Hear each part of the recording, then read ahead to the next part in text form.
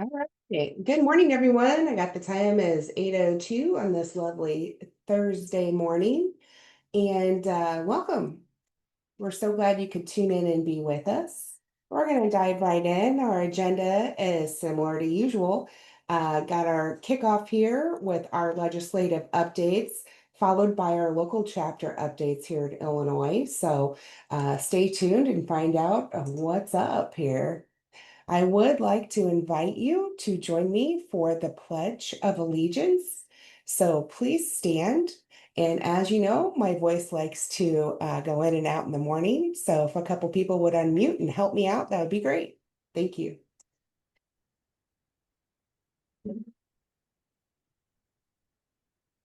Pledge allegiance to the To the flag flag of the United States States of of America America and to and the to the republic republic for for which which it it stands, stands, And one one nation, nation, under under God, God, indivisible, indivisible, with with liberty liberty and and justice justice for for all. all.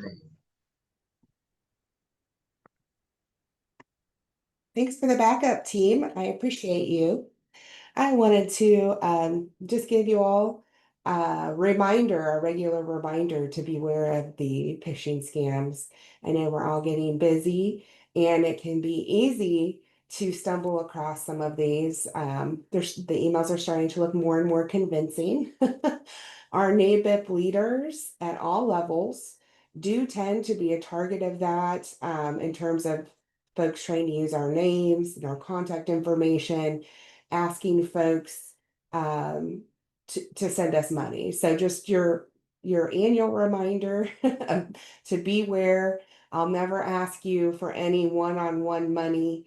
Any funds that are handled through NABIP go from you direct to the association or the association fund, and any reimbursement of travel and things like that that a board member might be approved for come directly from the association to that member. So there's never a PayPal, a Venmo, or any of those types of situations going on. No gift cards, none of that, unless you're hearing it announced at a meeting or perhaps in our newsletter. Those would be safe zones in my mind. A quick way to know if something's a scam a lot of times is to hover over the email address. So it may say Sarah Walker Height, but if you click on the email address, it may be Travis Trent at yahoo.com. And you're like, okay, wait a minute, there's disconnect there.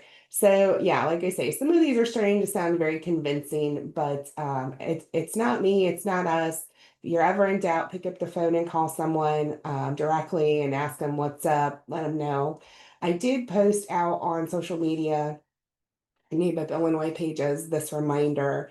And the FTC has like an email that you can forward phishing scams to if it's like relentless, A lot of times I'll just mark it as junk and block the sender, but there is an actual email to FTC. And again, it's on our social media channels. If you're interested in reading their update, they have a team of folks that go after those scammers and try to shut down their email addresses. So, yeah, stay safe, guys. We appreciate you. All right, I'm going to turn things over to our ledge team because, as you can tell, my voice is not holding out for very long here. So, welcome, welcome, and I'll turn it over to the pros here. Good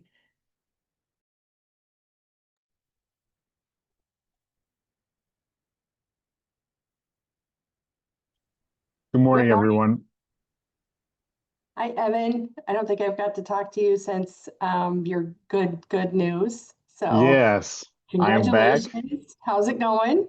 It's going good. Yeah, Awesome. Brooks is sleeping well, surprisingly well. We're being spoiled, and Love to he's hear been it. great. Yeah. Yeah. So good morning, everyone. I do want to touch base on just a few things before I shoot it over to Missy and Josh and Carrie. Um, we are really just gearing up for veto session right now. We are working on several issues in regards to the property and casualty marketplace right now, dealing with some of the fallout from State Farm's rate increase, the announcement of their rate increase. and subsequently Governor Pritzker's Leader Welch, our Speaker Welch, and President Harmon's joint letter. And so, and subsequent legislation that has been called on by Governor Pritzker during veto session. So we have been actively involved in the negotiations on some proposals heading into veto session. In that regard, we are pushing for transparency, greater transparency for the consumer, renewal notice, and in giving them some information as to why anyone's premiums or rates are going up. So those are some of the things that are going on currently in the lead up to veto session. Additionally, you might be hearing, or you might be getting some questions in regards to the PBM reform legislation that had passed this last year. From what I have talked to Laura Minzer with the Illinois Life and Health Insurance Council, they do not anticipate that the Department of Insurance will be coming out with any guidance to companies in regards to the implementation of this. It's going to be, you might be seeing different interpretations from carriers in regards to the PBMs, the PBM reform bill. So I wish I had better news. We have been trying to push for some guidance in that regard that might help agents and brokers and companies really have a better understanding as to how to implement this and how to go about this during this incoming year. So unfortunately, we do not believe that there is going to be guidance from the department. I do anticipate at some point what will happen is that this will be it'll go through litigation in some capacity. So, but unfortunately, I don't have any good answers as to if you have been getting or you have questions about the PBM reform and how your carriers or different carriers have been interpreting that law. That's how it's going to be for at least this first year, I would imagine. So, but yeah, that's just a couple of things that I wanted to touch on as we lead up to or veto session next month, and then we will pretty much hit the ground running when it comes to spring session. Missy? Great. Thank you very much, Evan. I appreciate you stepping in and giving us that update. I do have Always good news. a quick thing for Evan, if I can interject just a moment. Let's see here. Hey, Evan, I know before you went on paternity leave, we had some model legislation from national come through to the state. And I'm opening this up on the state call to get feedback from our members in attendance. So feel free, to put your 2 cents in the chat. If you want to think through it, share it with Missy, Carrie, or Josh later, and Evan, feel free to do that. So what national has done is they've sent through several pieces of model legislation to all the state presidents for consideration and looking for feedback if there's something we want to develop as a state. There's several reasons I've heard so far from our ledge team as to why or why not we may get into some of these items, but it sounded like the agent compensation fairness model legislation from California had picked up some traction. I don't know at the end of the day, the 45 days here is going to be sufficient, but I wanted to give folks an opportunity, to share their thoughts on what that might look like. So I'm going to share my screen here. And Evan, maybe you could walk us through a little bit. I know you're familiar. I had sent this to you a few weeks ago, and you're familiar with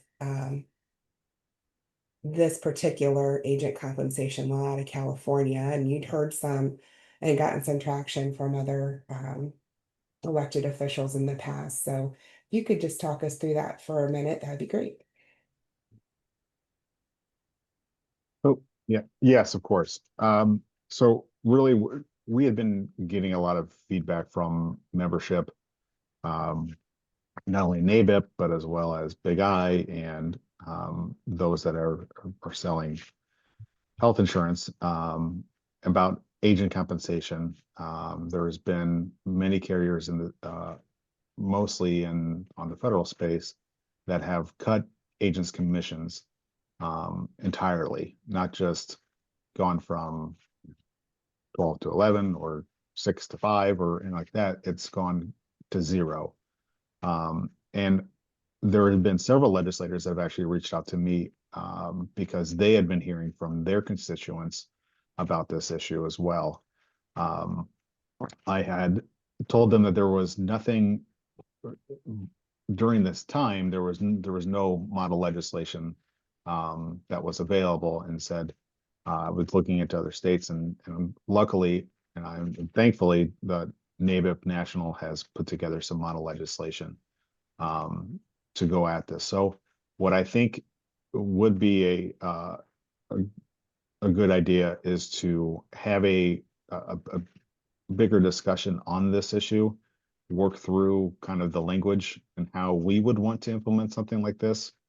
Also talking about the pros and cons of just who might be opposed. You want to make sure that you're involved in, you have every stakeholder imaginable that you can think can be opposed or support of legislation, and get in front of that, out in front of that early. So this would be some model legislation and counteracting the carriers that are cutting commissions to 0 and taking advantage of the agent broker relationship and the work that goes into servicing clientele in this regard, and not getting any fair compensation for your tireless efforts. So I do think that there is it's a good time. The timing is good in regards to having previous discussions with legislators about this to implement or to propose legislation in this regard. So I'd love to hear any feedback that you might have. I think Sarah, we should probably send this out to those that are on the call, or just so that they can get some more information on this, and really work through obviously some of the situations that might come up during spring session if we introduce this legislation. Great. We can do that. And so again, I know we're all getting busy, but we need your voice. We need to hear from you. So I'll send this out. Look for this email. And by the end of today, it'll come from info@nabipillinois.org. I'll include Evan's information. So if your feedback is lengthy, that's all right. We need the discussion. Feel free to reach out to Evan or any of us on the call here to talk through that. But I do feel that we can all agree we're not all being properly represented and compensated in some situations. So we certainly need to think through, again, in Illinois, how we're going to approach that. And I know in conversations we've had just in a small group, there was the warning of it can be a slippery slope. You put something like this out there, you're planting seeds into carriers' minds. Well, those seeds have already been sown. We're seeing that, right? Across the nation already, and across multiple carriers now. So certainly, I mean, putting our toe in with something like this model legislation and then developing it. This is our opportunity, to work with Evan and our ledge team to get it the way we want it, right? Yes. And Evan, it would be like a first draft, and then Evan, what do you do after that? Let's say once we get a model legislation draft to everyone, and you get the feedback from folks, is there typically some back and forth? I know you said there's probably some supporters out there for this. So can you walk us through what the next step of the process would be? Yeah. So the next step of the process will be finalizing the language. Finalizing language with our team and seeing what we would want, the pie in the sky. You shoot for everything that you want, and then expect, where can we concede on type thing, where negotiations will come in. So you're trying to envision the entire process as you're developing the language. Uh, you're trying to see where you might get pushback. You try and develop, some strategic plan as to um, where you're going to make concessions, where you're going to negotiate on, what is not going to be negotiated on, where you draw the line in the sand type things. And then we start sharing our final language with who we believe is going to be a part of the discussion, whether support or oppose. You do want to get out in front of those individuals or groups early, so that you can work on the negotiation prior to even spring session. So you doesn't have to wait until a bill is introduced to start working on legislation. It's better, in my opinion, to always get out in front and have the negotiations early, so that when it is time for introduction and passage, it's just a smoother process when you have negotiated on the language prior to the session and committee hearings and such. And when you get to deadlines, it's just just a much smoother process in getting a bill passed when you've worked on the legislation for the months leading up to spring session. So that is, and obviously we'd be finding a sponsor for the legislation, both in the House and the Senate. And so those are obviously those are the next steps in regards to bill passage. Thank you, Evan. And maybe there's another piece of model legislation that you guys have thoughts on and would like to see put together. Again, reach out. Evan, I will share your phone number, contact information again with everyone in the email. But again, we have a fabulous ledge team here. And of course, you can always call me, but these folks really know the legislative side very well. So, again, this is just model legislation. It's thoughts from national for us to review and consider. There may be another piece of legislation completely different than this that you would love to have us focus on instead. Again, please share that. We need to hear from you, and then we need your expertise to help develop these. So thank you so much. I'm going to turn things back over to Missy. And Missy, I'm going to pull up your slides here in just a second. So yeah, Russell, I just saw your chat as well. That was my initial thought as well. But this is from 2016 too, and I mean we're talking 9 years ago. In my mind, again, the slippery slope that Sarah mentioned, I don't want to come out and mandate commissions be paid in Illinois. I mean, we stand against mandates, and looking for ways to lower the cost of healthcare has been our stomping points. And yeah, that we definitely need to put our heads together on other language. It would be nice to approach this from a federal level, and some of the representatives on the federal level talking with CMS about that language. That in my mind, that's where this needs to go. But as we see on all these other items, if things aren't happening federally, guess where it goes? Each state. So it's definitely a good conversation to have. I think we need to start the think tank here and see what we can do. Absolutely. And Russell, we'd love to have you again, a part of that extended conversation. Susan, anyone, Michael, anyone who's interested, we can always set up a separate meeting as well, but feel free, to share your feedback again in the email or call Evan or a member of our ledge team, and we can start to develop this. I know, again, busy time of year, but certainly something we need to be thinking through.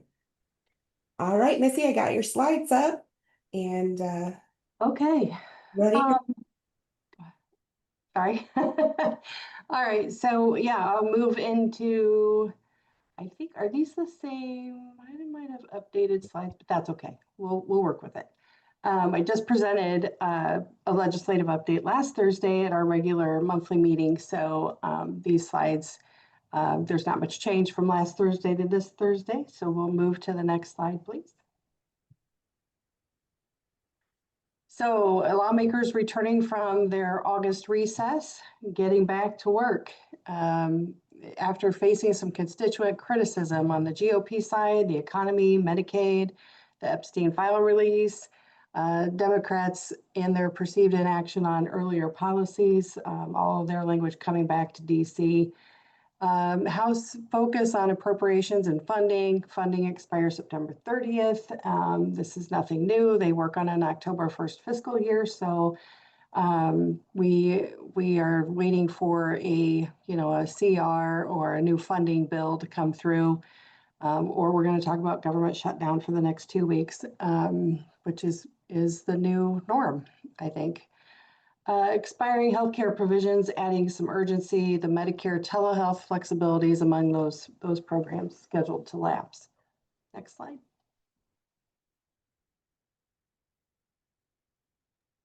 Do I have control over those, or is it you? Yeah, you should have control. Got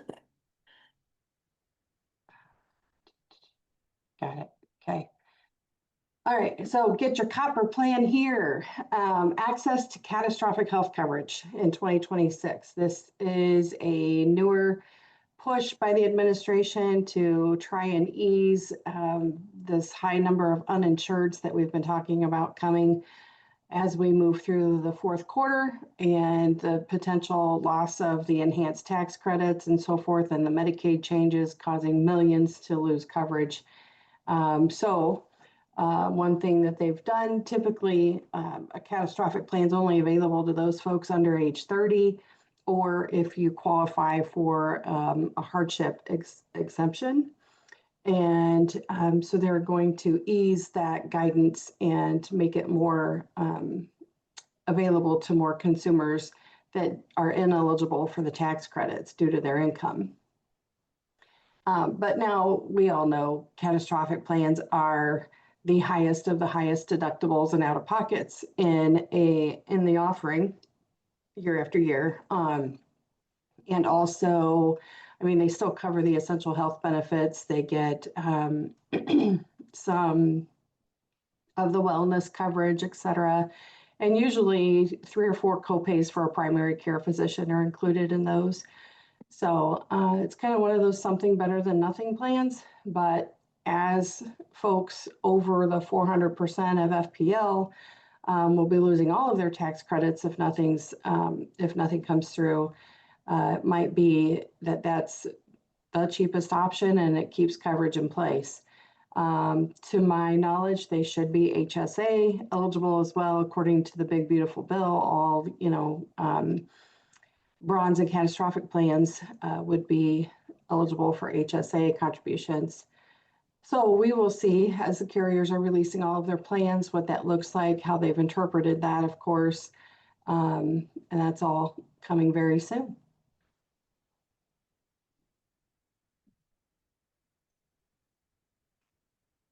A temporary stay on the ACA marketplace rule provisions.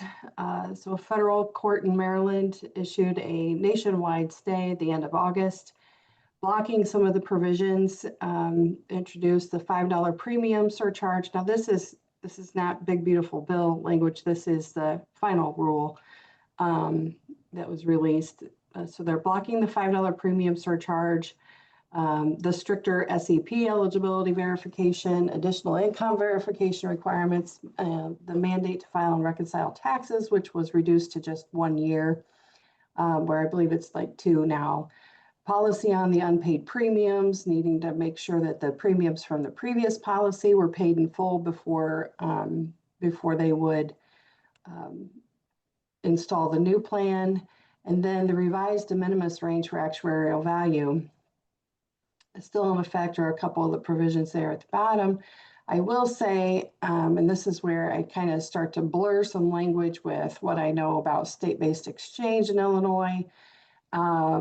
I know that this is obviously throwing another wrench in things. The state of Get Covered Illinois has, run all of their testing. They've got all of their software up and going. And they're running all of this testing to make sure that everything is put in place and will run as smoothly as possible when November hits. And then this happens. So the piece that they struggle with the most is that de minimis range for actuarial value. Now, that expands the actuarial value in the bronze, silver, gold, metallic levels, also allows for more plan design. So we may have some plans out there that if this is under a stay, they shouldn't be offered. So that's the piece that has Illinois in more of a flux than the others. They're pretty well, according to my last meeting, they're pretty well ready for if they stay or if they go, but that one throws a wrench in things. So. Well, and Missy, correct me if I'm wrong, but the entity that the state has purchased for the platform we've purchased for Illinois is actually utilized in other states as Oh, well. yeah. So, I mean, that's at least a positive that there's other states that, this Yeah, platform is and they being would all be in that same kind of flux situation, right? Except that this is our first year, right. and they at least have a year or two under their belts to, have experience with being a state-based exchange. And this is our initial kickoff. So, it wouldn't be health insurance if it wasn't as difficult as possible. Right. So some of the federal policy impacts on the uninsured rates. Now, a lot of the language that's being put out there, they're all talking about 2034. This is the CBO estimate of more than 10 million uninsured due to just the big, beautiful bill provisions. 7.5 million from Medicaid, 2.1 million from the marketplace, 0.4 from other provisions and interactions. The 4 million more uninsured just because of the tax credits if those expire, the enhanced tax credits expire. So that's a total of about 14 million uninsured, but that's a few years out. So hopefully we can do some work to not let that happen. Uncertainty ahead is the integrity and affordability rule, and then effects on litigation outcomes and more CBO updates. And this is the one of the more recent KFF analysis on uninsured and how the numbers will be pretty high. 470,000 people, around a 4 percentage point change. Of course, they give you a range within 25% there, 350,000 to 580,000. And my conversations on the Illinois side, again, going to cross over into some of the conversations I've had with Get Covered Illinois and the department. We are expecting more like an 84,000 to 100,000 of uninsured this year. So not trying to be such a Debbie Downer. I'm really not. If any of you know me, I'm not normally a Debbie Downer, but that is, just a little less than a third of everybody that's in the ACA pool in Illinois. And I've had this conversation with the department for them to realize, they all realize, hey, this is horrible. This is going to set the state back in probably 9 to 10 years in the progress that we've had of, getting people insured. And so it's somewhat devastating, right? But on the other hand, if you think about your own blocks of business, and I shared this with them, if I'm an agency owner and I'm looking at losing 30% of the revenue from that market this year. So, it's bad on both sides. It's going to set the state back with their insured numbers. I get that. But how do we continue to encourage agents to be in this market and, take care of folks and so forth. So yeah, doom and gloom, but about, 74 to 100,000 is the expectation just here in Illinois that we can potentially see uninsured folks. Okay, so maybe a little bit of a bright spot here. Meanwhile, what about these brokers? We have at NABIP have introduced the bipartisan introduction of the Independent Brokers Time Act, protects seniors' access to licensed agents and brokers under Medicare, Part C and D, clarifying that TPMO definition that we all loathe, strengthens oversight on predatory call centers, eliminates the 48-hour waiting period before seniors meet with agents, is supported by NABIP. There was an Operation Shout sent out as well. Thank you, I'm gonna Susan. pull it up and put it in the Yes. chat here. Give me just a second. Yes. I'll put it out there. So support, it's Senate Bill 2625, Independent Brokers Time Act of 2025. If you are on nabip.org, go to the little sandwich button, click on Operation Shout. It'll be the very first button.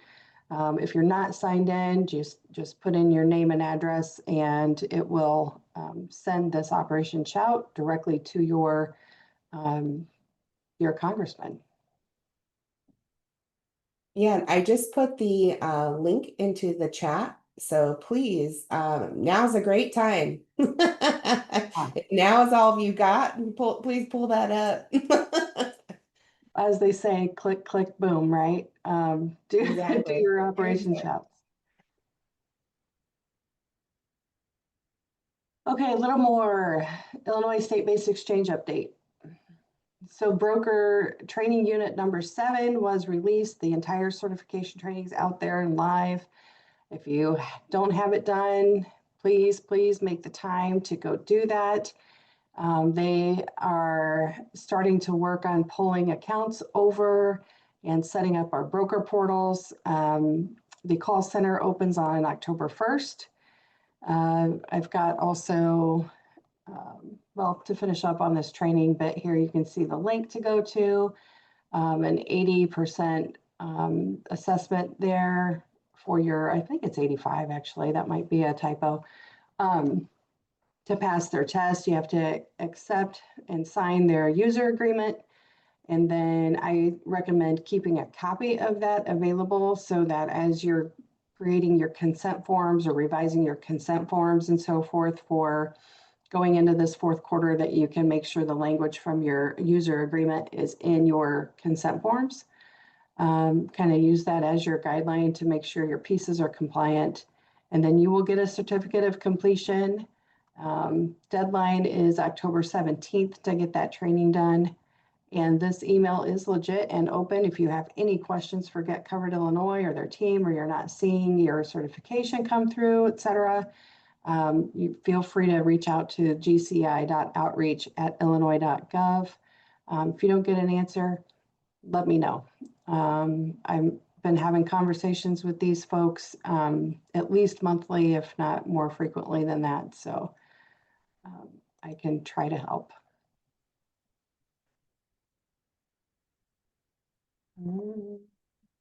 There we go. Did they send out an email to those of us that completed the course? I believe they did, yes. Individually, as you complete the courses, they should be letting you know that it's completed. Thank you. Here you'll see some of the dates from the state-based exchange. The first week of October, I guess I already shared with you when the call center goes live. And then the week of October 6th, customers can start to log into their Get Covered Illinois accounts before open enrollment begins. The healthcare.gov will be sending a notice out to all of the consumers about the transition to Get Covered Illinois. I was at a meeting yesterday and had some other agents at the table who were not NABIP agents. So it was interesting to see the language that they had, but one lady shared that she felt in one of the webinars that they said there was a gag order in place. I guess I hadn't heard that language, but I think the point being was that GCI has kind of said, you don't want to stir up this block of business prematurely, and because there's really nothing that can happen right now. I think they're trying to tiptoe around that a little bit. Of course, we all want to get ahead of the game, let our customers know that this is a very important year to pay attention to their renewals, make sure that, all the numerous things that can go wrong here don't go wrong, right? But officially, they're gonna start this conversation from healthcare.gov here in the next couple of weeks with a notice of the transition to Get Covered Illinois. That call center is also going to be open to us as brokers. We will have, or do have, a subset of employees there that are dedicated to brokers and have some additional training to help us, in a direct broker line that is available for a broker call center there. Now, it will be open in October, but again, there's not much that they can do until November when open enrollment begins, other than discuss those notices, right? I think that as brokers, we'll be getting into our portals, checking that all of our customers are there, of course. Sorry about that. But as typical, everything happens the week before open enrollment starts. The window shopping will open or somewhere around October 27th. Same time, your customers are going to receive notices from Get Covered Illinois and from their health insurance company about what's happening for the open enrollment period. Key thing to remember on the open enrollment is the dates are remaining the same. I think early on we thought, oh, we're going to have a shortened open enrollment period too. That is not the case. Dates are the same as they have been the last few years. Begins on November 1st, December 15th for the January 1st effective date plans, January 15th deadline for the February 1st effective date plans. I think that's all I've got for slides. Now, the day before, had a meeting with GCI again.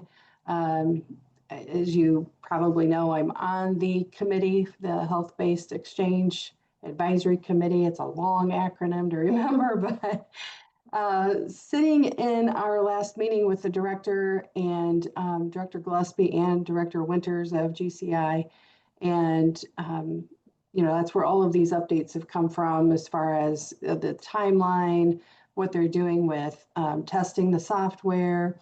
They're also testing the software with the carriers. All the carrier feeds have been set up. All the QHP plans have been put into the system. The carriers should be finishing up now, looking at those to make sure, kind of proofreading them to make sure all their plans were put in correctly. Yes, there will be another webinar meeting with Get Covered Illinois that I think it's early, might be around the 4th or the 5th. I can get that for you, Susan. But yes, and then when we move into October, they're actually, the talk is that they will move to more frequent webinars to answer more questions as things start to get opened up. So we may be looking at even, every other week having webinars more frequently with GCI to make sure everybody's getting their questions answered. The last numbers I saw on brokers, it sounded like there were about 3,200 brokers registered with GCI, and about 1,500 had done their certification. Now that was a few weeks ago. I know I'm a procrastinator on some of that, and I've tons of certification to do everywhere, right? Being an ACA and Medicare agency.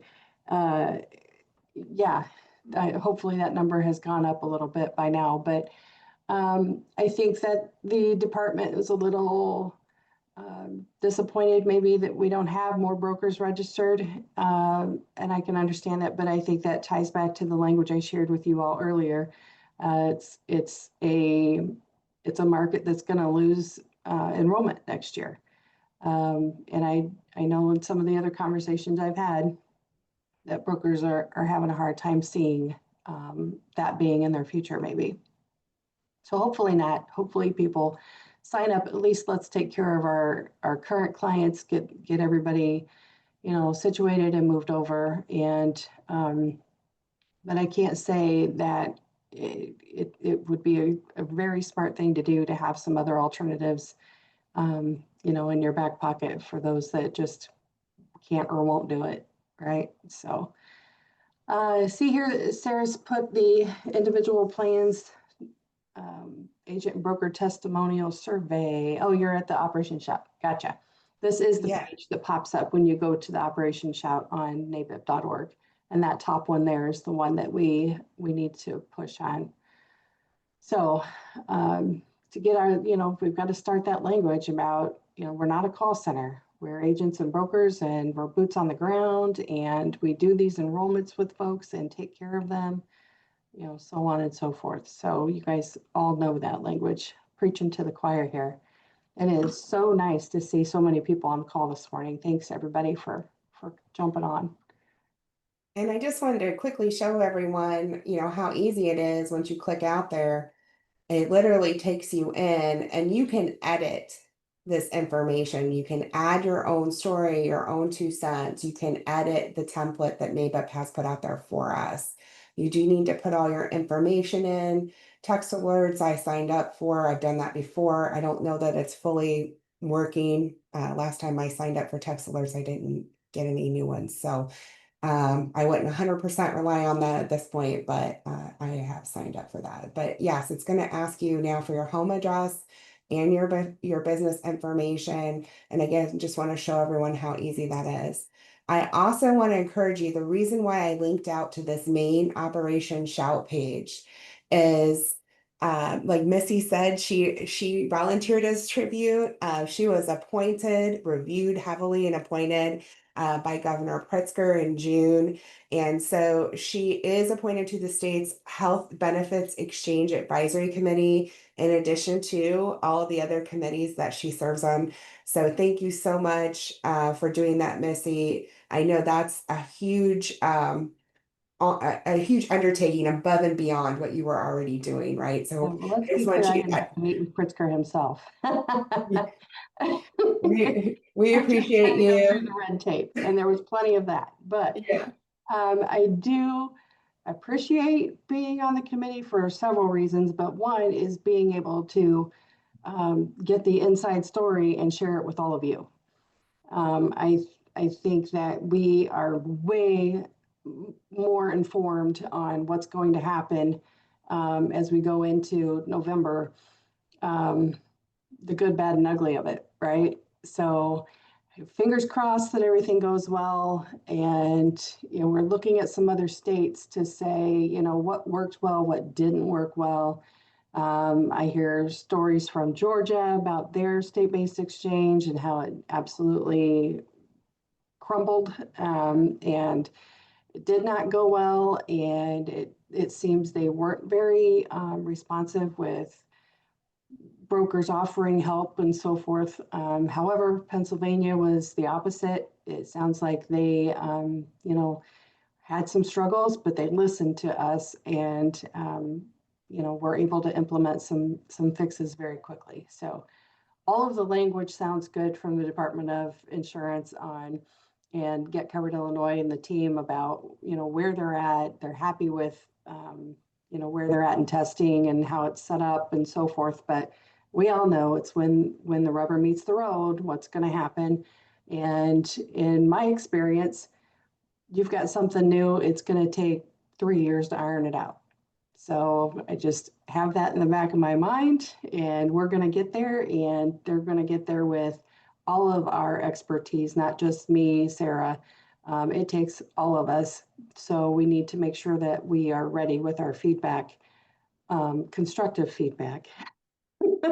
Yes, and that's why I'm encouraging that conversation for sure. We have a ton Yeah. of phenomenal members and leaders, and we need to be talking about this more as a group. I did also intentionally send the link to this particular page because as you scroll down, the team our legislative team is working with Get Covered Illinois, and they've asked us for survey results, member experiences with brokers. Um, and we do have some of those in Illinois, but we don't have a ton. So I've shared this again intentionally with you to remind you these operation shouts are not specific to NABIP members. Please share far and wide. And please, if you have not already, shared the surveys listed below. If you have folks that have a story to tell, the positive experience of any kind with working with a broker, with Medicare or individual plans, please invite them to fill that out. There's also a version for us as the broker to fill out. But again, we want to hear those voices. We want to see that information come through. So the team can take that back to Get Covered Illinois, and we can aggregate that information nationally to take to our alleged meetings. So, this is the page. This is where the action is. And again, they don't have to be NABIP members to participate in these operation shouts. So you may also be sitting in the office or have a bunch of coworkers that maybe aren't members. Again, support for all of these is extremely important, and we need your voices and your sharing and your reach. So Yeah, I had a marketing meeting with them. In the last committee meeting, I saw a lot of advertisements that they're working on to release, right, for Get Covered Illinois, and the Navigator program. And my response was, where's your broker ads? Where are we at? Where's the agent and broker ads, right? So that turned into a meeting with myself and Josh Garrett and about 7 or 8 folks from GCI. They are working on, they just didn't have them done in time for the meeting, but I have pushed them, obviously, to there will be a social media toolkit for brokers and so forth, but I'm looking for co-branded material. To Sarah's point, I want NABIP Illinois and GCI on the same social media post, so that any of us can pick it up and click and put it into our advertising through fourth quarter, help make that easy for all of us. But to have the department show that support of NABIP brokers is a goal of mine. So we'll see if we can make that happen. But that's where these surveys are coming in. We're trying to break down that wall of, consumers, the general consumer thinks they're going to have to spend money to come into my office and have us look at plans, and that's not the case. They're scared to come in and see a broker, just trying to break down some of that hesitation for folks to come in and meet with all of us about their insurance coverages. So I think that would be a great thing to have. So that's where the surveys are coming in. I want to show them the language. I want to show them other consumers that have been so appreciative of what we all do, so we can get some nice pieces created for all of us. So thank you. And I want to do a reminder that since February, when the announcement of Health Alliance medical plans exiting the market came out, NABIP Illinois has been tapping into and expanding upon NABIP's Brokers Making a Difference social media campaign. So please, everybody, if you have not already, go out to your My account here at nabip.org. Make sure all of your contact information is updated. There is a checkbox once you're logged in. So like if you have your home address in there and your office address, whichever is checked as the preferred location, that is the one that it's going to show up in the Find an Agent. We have been sharing this Find an Agent tool in the Brokers Making a Difference marketing campaign. I know a lot of other brokers use this as they are looking for someone to refer a client to that may be moving. It's not the easiest, I know, search to use. Google, we recognize will certainly probably win most of the time. But if and when someone were to use this tool to find a broker or agent in their area, you're going to want to certainly have your information show up on this search engine. And when it does, you want it to be correct information. So, again, just my final plea to make sure your account information is updated out there and that you're available to take these calls. I'm already getting um, a lot of questions in our office, as are a lot of people downstate with Health Alliance exiting the market or exiting completely at the end of the year, Aetna exiting the individual marketplace. I've had people follow my car, get my info in the back of my car, follow me to when I park.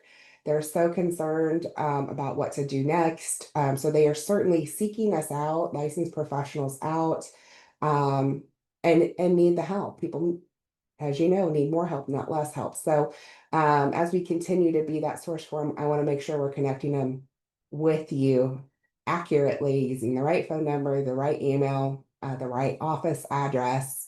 And, if they're coming through the website, through the campaign for Brokers Making a Difference, and this tool is a little hard to use if they comment, if they're messaging us on the platform, we're sending them a radius search results based on their zip code and what type of broker they're looking for. So again, when we're doing that and as we get busy, I may not remember or recognize that, oh, that's not John Doe's email anymore. I'm just going to pull the list and share it, right? Because we're just at that point of the year. So very excited to get things rolling. NABIP does have quite a few opportunities to engage at the national level online. So if you haven't checked out the events page there, I would encourage you to do so at nabip.org.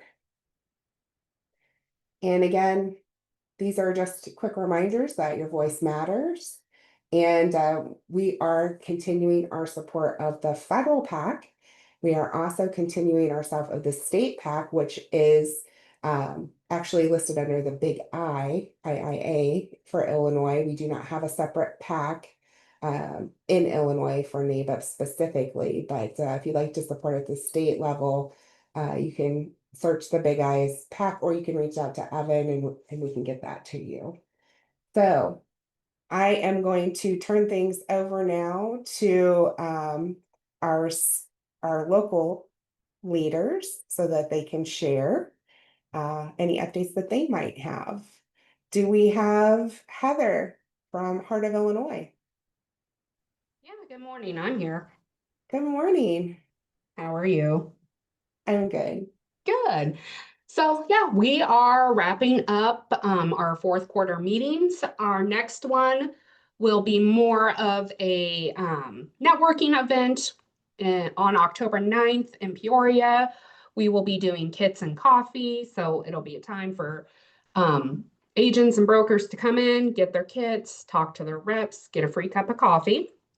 And then for November, we are hosting our annual legislative meeting with the state. So the date on that has changed to, I believe, November 13th. Let me double check the calendar real quick. Second Thursday. Yep, Thursday, November 13th from 8 to 10. That will qualify for CE as well for everyone. We do have a sponsor. Blue Cross Blue Shield will be sponsoring that meeting. Thank you, Deb. She's on here, so thank you for that.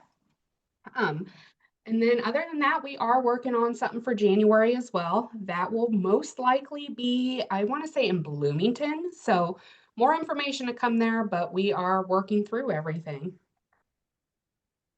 Thank you. And yes, I did update since we are doing the legislative update as a group.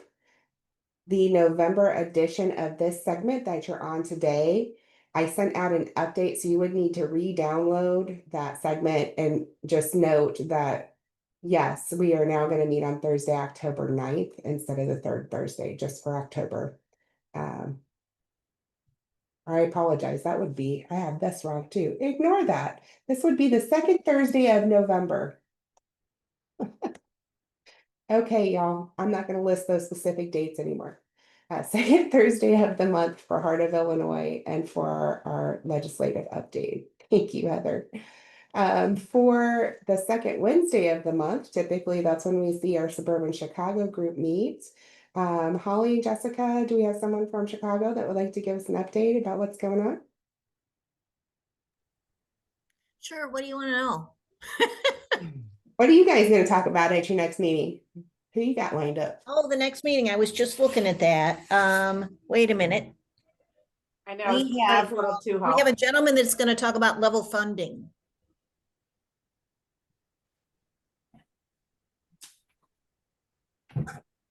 Okay, let me grab this. On October 8th, we have a gentleman named Ryan Cox from Turnkey Health, level funding, health plans, balancing cost containment, and member experience. Then our following meeting will be in November. That will be November 12th. I'm not sure who the speaker is yet, but that's our annual Toys for Tots and food pantry donations. And that's all we got going on right now. Well, that sounds like quite a bit. Well, thank you both. So second Wednesday for Suburban Chicago, second Thursday for Heart of Illinois. And there is information out on their websites. Do we have any questions for the good of the group? All right, y'all. I'll send that follow-up like I promised with contact information and on model legislation for your consideration. And the time is 8:58. So I'm going to wish you all a wonderful morning and thank you for spending time with us today. Thanks, Sarah. Thanks. Bye, guys. Bye-bye. Bye.